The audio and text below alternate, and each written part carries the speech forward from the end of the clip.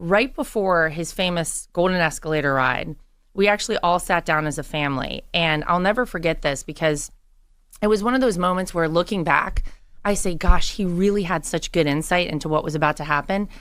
We all sat down as a family for dinner and he talked us through, I want to do this. This is definitely something that is real. Mm-hmm.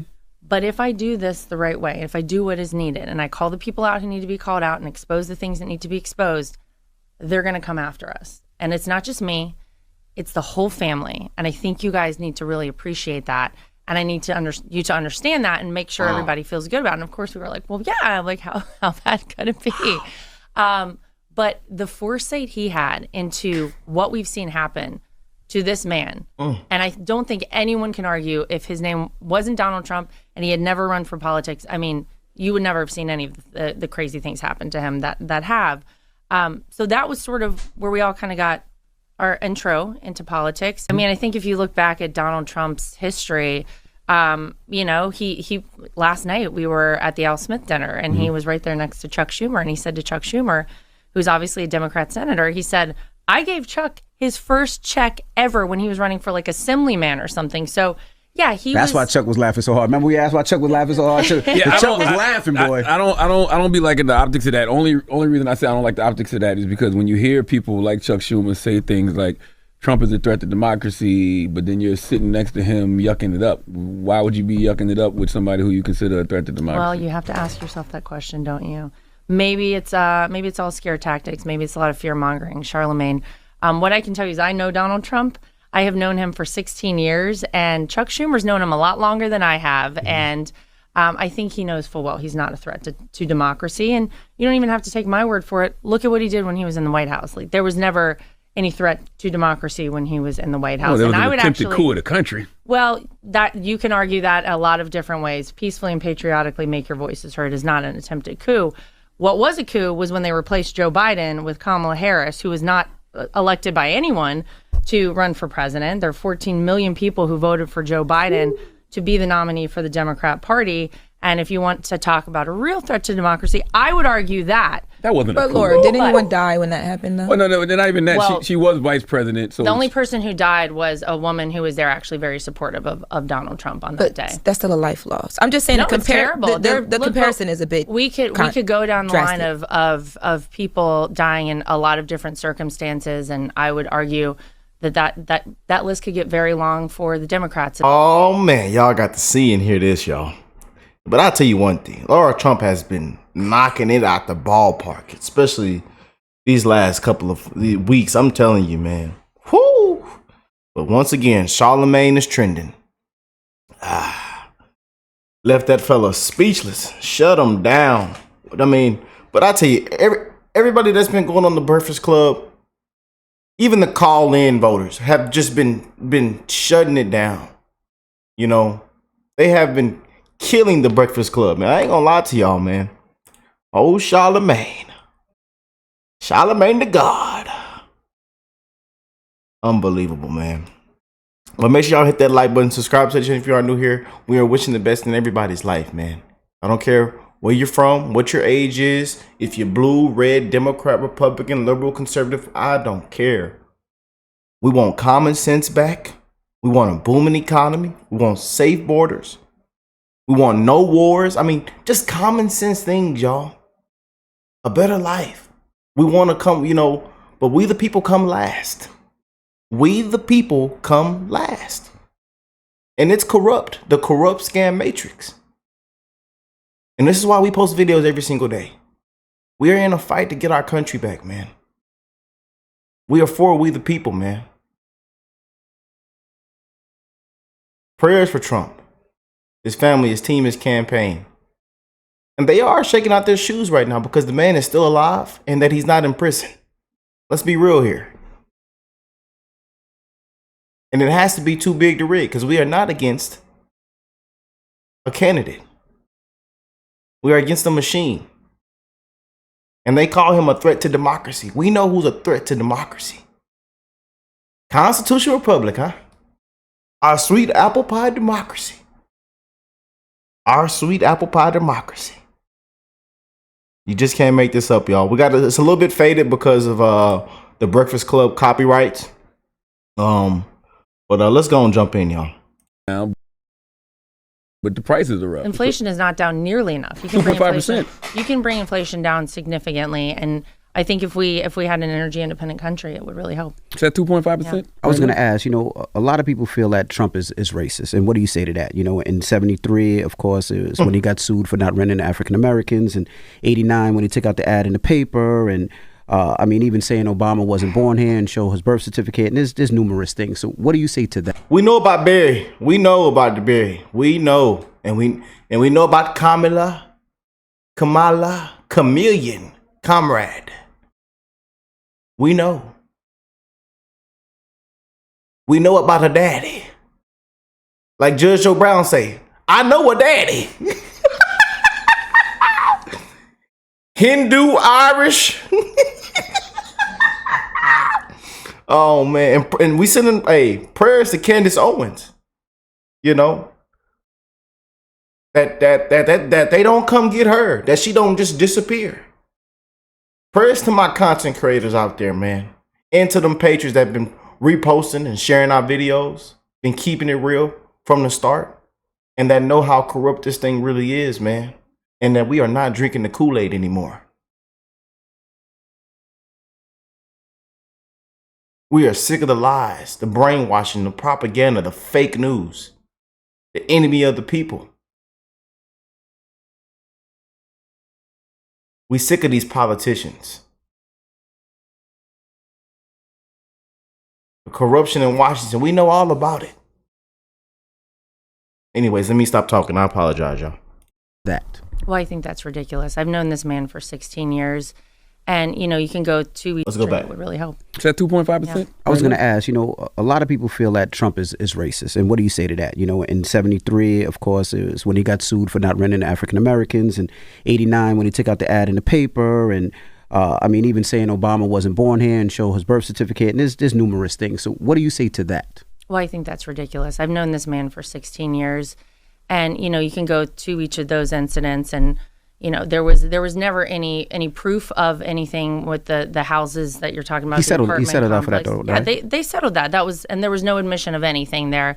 Central Park 5, there were so many people. You had a Democrat, DA who prosecuted the guys, and they admitted to it. There were a lot of people in New York they were at that time. exonerated and freed, and there was never an apology, never sorry, never a my bad. However, I will say that you have to look at somebody and what they actually have done. And Donald Trump really was very beneficial to the Black community when he was in the White House. I will say I've never seen this man say a racist thing. I think the attacks are fairly... Why is that funny, Charlamagne? I'm just laughing. It's hysterical. But Charlamagne, because people act like there's no such thing as Google or we don't have TV. Well, what is it that you think that he said? When Mexico sends its people, they're not sending their best. They're bringing drugs. They're bringing crime. They're rapists. This morning, a bitter backlash after President Trump referred to Haiti and African nations as S-hole countries during a meeting on immigration Thursday. This remark by the President of the United States smacks of blatant racism. Here's what I'll say. This is a man who, as I said in the beginning, was beloved by so many people in this country, and he was friends with everybody. A lot of celebrities. Jesse Jackson, by the way, Please his Rainbow don't do Coalition. That. He had black friends. That's not going to work. No. He let them stay rent free in one of his buildings. The Rainbow Coalition, because he felt like at the time that was a very important thing. You can go pick apart somebody all you want. It is a traditional talking point to attack Republicans, to call them racist. But when you look at the things that he wants for this country, he wants every person to be successful. He wants Black Americans to be successful, Hispanic Americans to be successful, women to be successful. And he worked that way when he was in the White House. And whether you want to talk about actually funding in perpetuity historically Black colleges and universities, whether you want to talk about the First Step Act that allowed 30,000 nonviolent felons to be released from prison, who the 1994 crime bill actually put in prison, these are things that really have, I feel like, spoken to a lot of people. But more so than anything, the economy right now is such that I don't care who you are. It is hurting you, and it is something that he wants to fix. He wants every American to have their shot at the American dream. And, I hate that is the constant knee jerk is Donald Trump is a racist. Donald Trump is a racist. I can tell you he wants every person to be successful. He'll work for every American equally. He did that the first term when he was president, and he'll do it again. Well, how do you ask Mexicans and Muslims to ignore a lot of the rhetoric, Haitians to ignore a lot of the rhetoric that he said about them that is dangerous, that has villainized them, that has demonized them? Well, I would say anyone who's coming to this country illegally, he's very against, and every American should be very against. If you're an American citizen, Donald Trump doesn't care your religion. He doesn't care what you look like. He will work for you, and he wants to make this country safe for you. We should all want a secure southern border. A lot of the comments get misconstrued that he says about people coming here illegally. They're breaking our federal law to come here illegally. And that should be upsetting to everyone. But when you make these broad generalizations, you do hurt the Haitian Americans that are here, the Mexican Americans that are here. They all get labeled and villainized and demonized. Yeah, but you know what? I think people are finally seeing through that. It's very easy to clip up something like that and say like, oh, let's push this out here. When he's referencing these things, he's talking about people who are illegally in our country. He doesn't want us to have 350 people on the terror watch list here. There's a guy who was arrested the other day, an ISIS member who was arrested the other day, who had planned a November 5th election day attack on American citizens. ISIS was eradicated under Donald Trump. We did not even talk about it anymore. He got into the White House and he talked to his top military brass and he said, okay, you guys tell me, how long is it going to take to deal with ISIS? Because ISIS was a big threat. People were constantly talking about it, worried about terror attacks. And they said, sir, it's going to take us a couple years maybe. We have to call the White House every time we want to have some big operation. And he said, how about this? You guys just go do whatever it is you need to do. You don't need to call me. You guys are the experts. I'm not a military expert. You take care of it and let's see what happens. 4 weeks, ISIS was gone. The fact that we're talking about ISIS back in the here in the United States of America, an ISIS member should terrify everybody. The open border has been a disaster. So yeah, he's upset about it. And yes, he says things about people coming here illegally, and rightly so. And you and I, as American citizens, should be the ones absolutely infuriated that this has been allowed to happen. I agree with you. The border is a disaster. I feel like the border is a bipartisan issue, though, because the border has been terrible under multiple administrations. Well, we had the lowest border crossings when Donald Trump was in the White House that we've ever had. Yes, but I still feel like it's going to take some bipartisan legislation, to actually fix things at the border. You can't do executive orders. You can't do that. So how come they can't come to terms on that? And why did Donald Trump shoot down what they said was one of the most comprehensive bipartisan border bills that if you actually read what was in there, there was like $60 billion for Ukraine. There were so many issues. Yeah, but they don't read it. Charlamagne doesn't read. He doesn't go through things. Quick to say this and that, but he ain't looked at it. And we know this. A lot of them ain't looked at it. A lot of them don't even know anything about it. And we've talked about that bill on this channel so many times. I don't even know how many times I got to talk about it. But that's the first thing they run to. And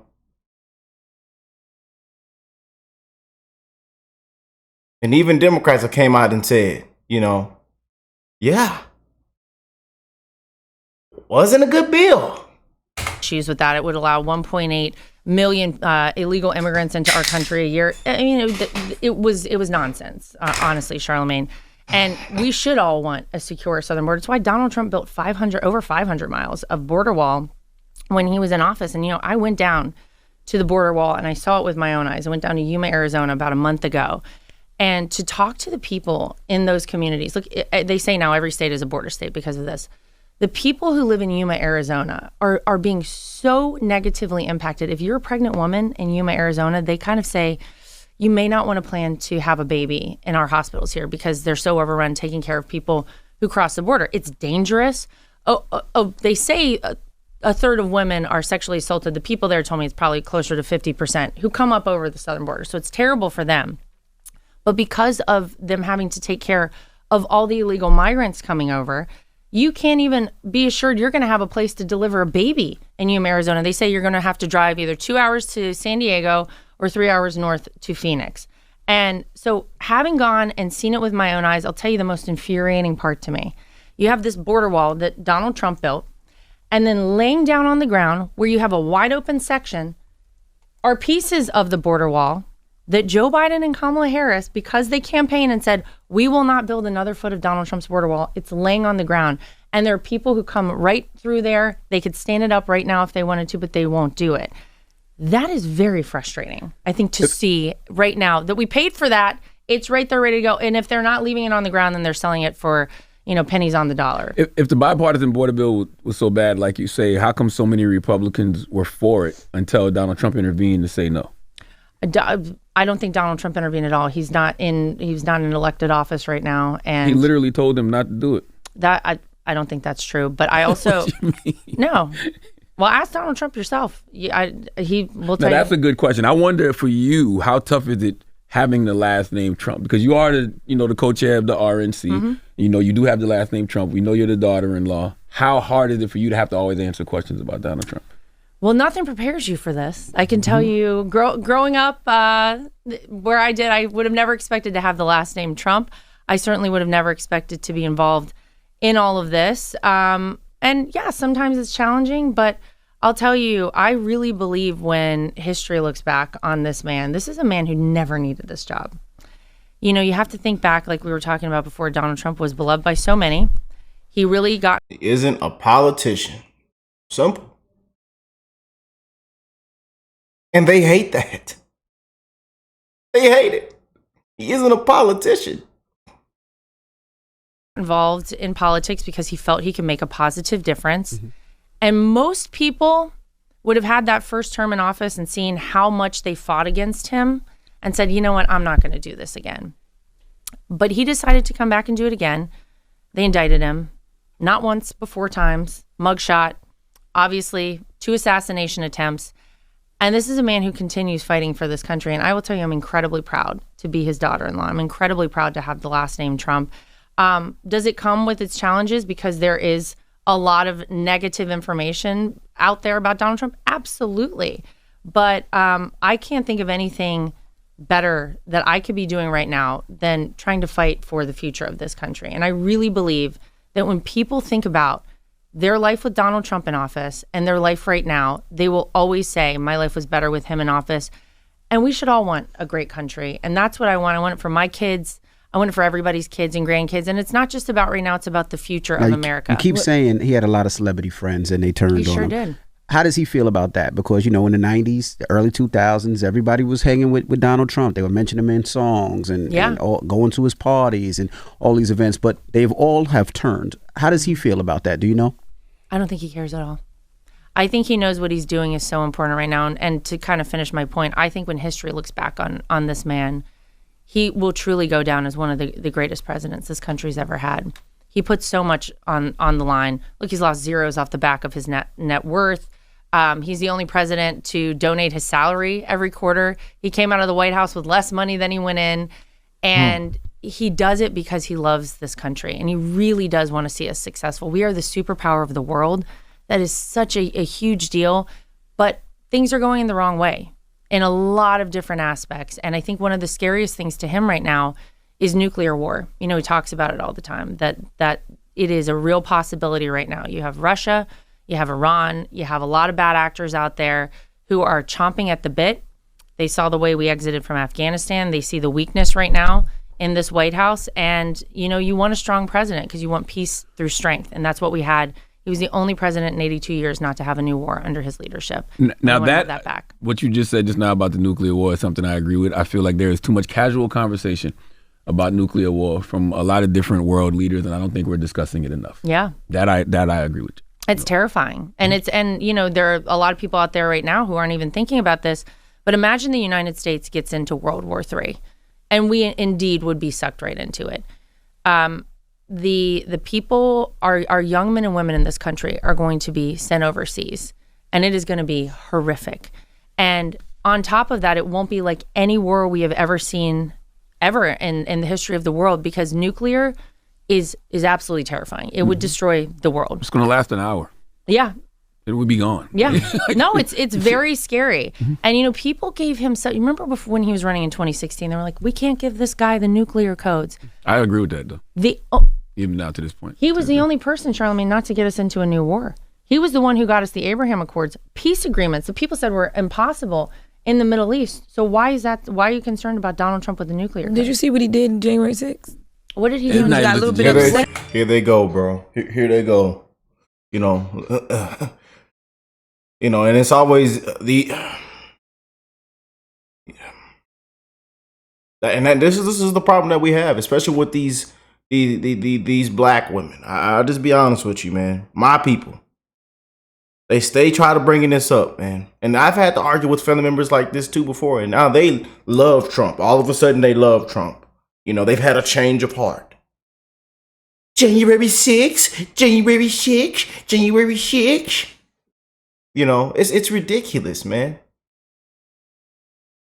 We know about January 6th. We know about it all, baby girl. And we tell Nancy, hands behind, and it's a whole list of other people that need to put their hands behind their back too. But hands behind your back. Peacefully and patriotically. What did he do on January? He got a little bit 6th? upset and used his words. What words did he You say? see? The words that you said earlier. Peacefully and patriotically make your voices And heard. then what happened after that? So how were his words actually contributing to that? Because I think that for me, him being able to just push a button, hypothetically speaking, it's a little bit scary because we've seen he gets a little bit erratic when he wants to. Well, nothing happened for 4 years when he was in the White House. And in fact, we had a peaceful world. We had a stable world. We had world leaders who... If he was going to destroy America, he would have did it in his first term. And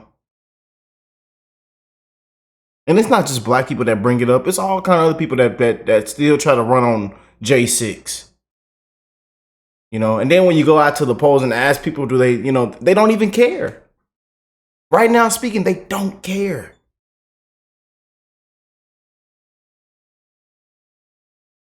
Even if you actually understand the whole that whole situation and event and the truth behind it, they still don't care.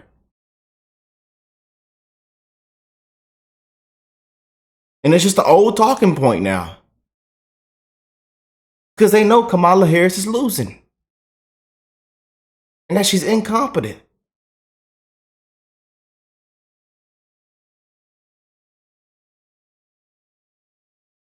And if she's president, it's a wrap, man. World War III, it's a wrap. It's wrap it up. World leaders are already laughing at this. Like, we're a complete laughing stock right now as we speak.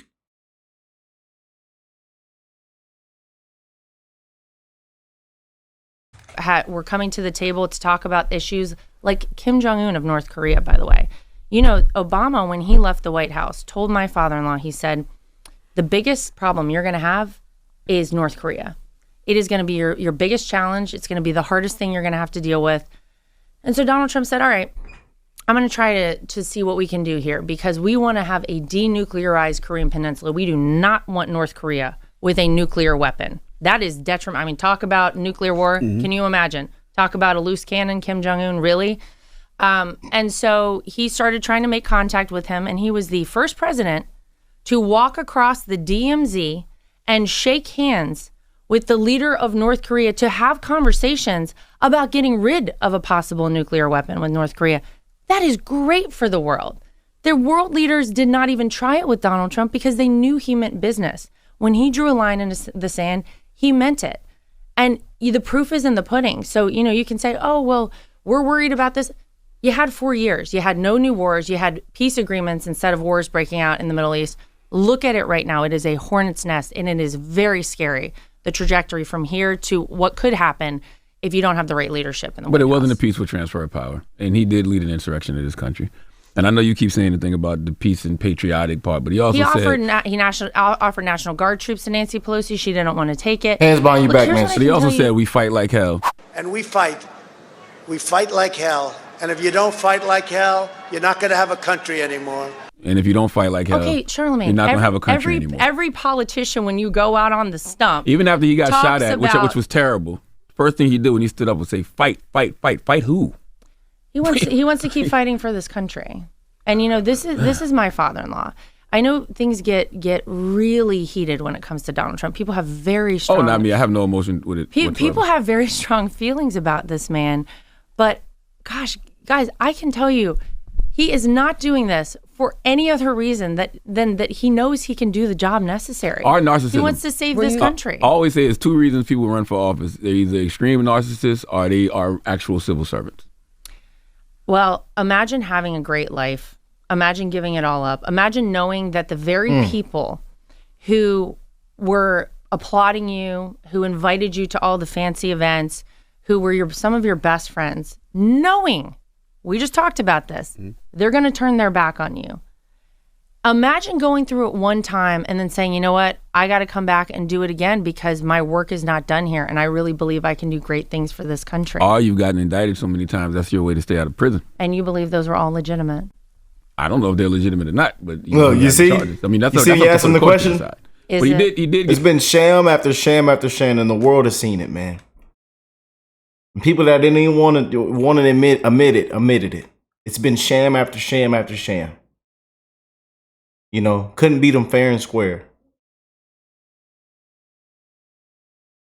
Get convicted of 34 of them. I mean, that's for the courts to decide. I don't, it's not my place to say. We what's all know legitimate that or if not. his name was not Donald Trump, none of that would have ever seen the light of day. And I believe all of those are going to be overturned. Because so I mean, if he outrageous. wins, he's going to Overturn him. No, not because of that. You've already seen movement in that way. The appellate courts have already looked at some of the things like the Letitia James case. All of it. It's outrageous. It's all outrageous. And it is actually frightening because we should want good people with great ideas, great business leaders, great people in whatever section of the economy they're in, whatever their background. We want good, smart people to run for these offices. And what has happened with Donald Trump, I think, is so sad because it really deters good people from running for office. Yeah, because we got banana peels out in the middle of the street. You go to the intersection, you stop, there's kangaroos jumping. Yeah. So banana, this ain't America anymore. It's real, man. I'm just being real with y'all. Y'all seen it. We ain't seen nothing like it, man. And they are shaking and panicking out their boots right now. Because the man ain't dead. Because the man ain't in prison. He's still breathing. And we really need good people. We should really want them. Donald Trump is the only person who I believe they know in Washington, D.C., they can't control. And that's a very scary prospect to them. Because But is he controlled by Russia, though? Are you kidding me? I'm just asking. I'm asking a question. Is he controlled Charlamagne. Is he controlled by Putin? Are you really? We couldn't have colluded with like that, man. We couldn't have colluded with Iowa in 2016, let alone Russia, okay? And by the way, you want to know who did collude with Russia? It was Hillary Clinton and the DNC. And that was proven. They had the Steele dossier. They paid money to get Oppo research and make up stuff about Donald Trump. And guess what happened to them for trying to interfere in an election? You want to talk about the 34 felony counts via Alvin Bragg in downtown Manhattan? That was all about election interference. Hillary Clinton and the DNC admitted to doing this, and they got charged $83,000. Does that seem fair to anybody here? That's outrageous, and it's ridiculous, and every single person knows it. So does Donald Trump have anything to do with Russia? No, you know what he wants to do with Russia? He wants to get along with Russia so that we don't have wars in Europe right now. That's what he would like to see happen. Now, his life has been threatened twice in a possibility, right? Because the other ones, they say whatever. So we'll say 3 times. Do you think it was because of his rhetoric, or do you think it's because of the Democrats' rhetoric? Why do you think his life keeps getting threatened like the way that it is? We've never seen this ever in life, and it seems like his life should be protected a lot better than that, especially with Secret Service. Well, so what is your thoughts on that? That's very nice. I agree with you. I think that when Donald Trump came down that escalator, he was different. He came right out of the gate and started saying things that upset some people, but a lot of Americans resonated with that, and they said, wait a minute, this guy kind of talks like I talk. And I appreciate some of the things he's saying. He did kill the language of politics. I agree with that. Yeah, he's changed. He's changed. You agree with it, Charlamagne? Charlamagne, you agree with it? Changed the landscape of politics. And whether you like Donald Trump or you don't, you probably are more invested in politics now than you ever could have imagined because of him. That is facts, man. And I've heard multiple people say that, even to me, even in my comment section, even in my email, everywhere. That is facts. I do think that whenever you have people out there who constantly talk about, we need to take this guy out, he's a threat to democracy, he's this, that, and the other, and you demonize someone. Boy. What do y'all think of that, man?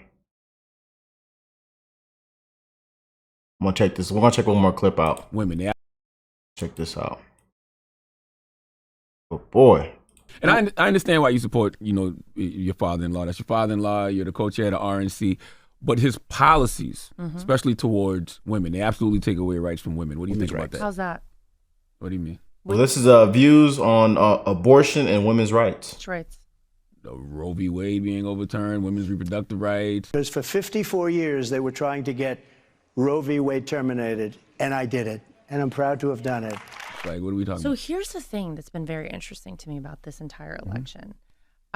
It's obviously abortion has become really the number one issue of the Democrats, I think. And I think it's because they know that a lot of what they've done to this country, people are smart enough to see. Like, it's been bad. People are hurting, like we said earlier. We've already established that. You got wars, you got an open border, you got people with less money in their pocket, can't make ends meet. So what do? You say, all right, we got to go hard on abortion. What happened when the Supreme Court said we're going to get rid of Roe v. Wade is that the most democratic of things happened, which is that this went back to the states so that we, the people, actually have the opportunity in our respective states to vote on it. Donald Trump has said he will not sign a federal abortion ban. This should be out of the hands of the federal government. And actually, it's a great thing so that here in New York, there might be a vote that is very different than what they might have in Alabama or California or Nevada.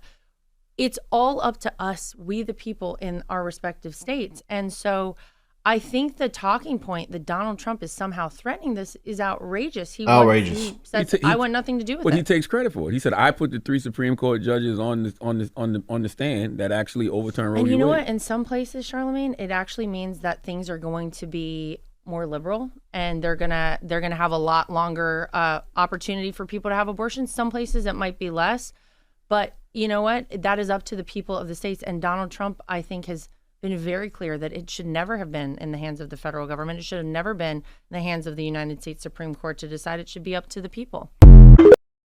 Boom. Boom, boom, boom.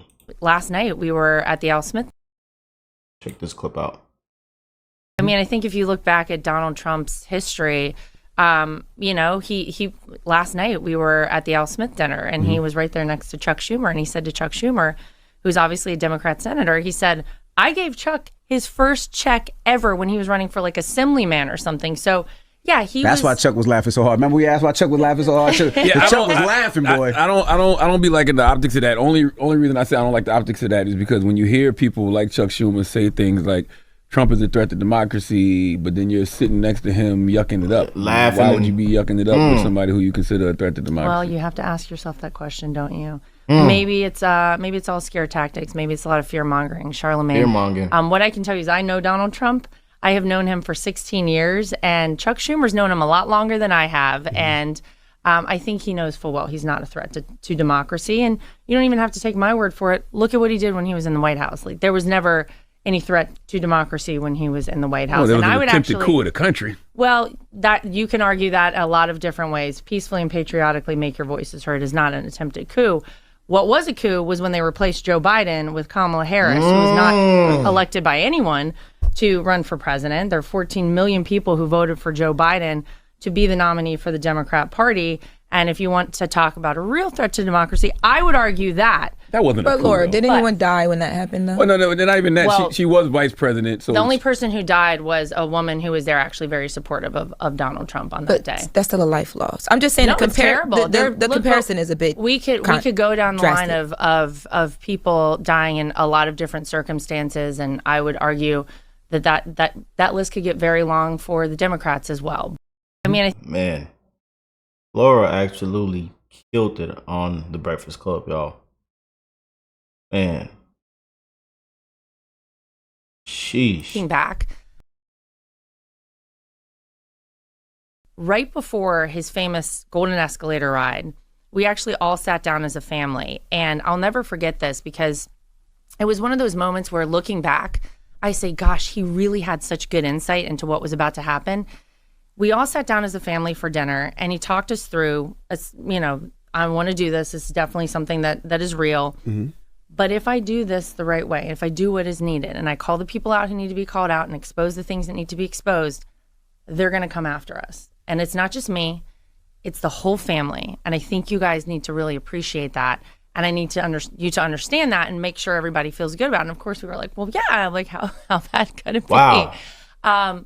But the foresight he had into what we've seen happen to this man, and I don't think anyone can argue if his name wasn't Donald Trump and he had never run for politics. I mean, you would never have seen any of the crazy things happen to him that have.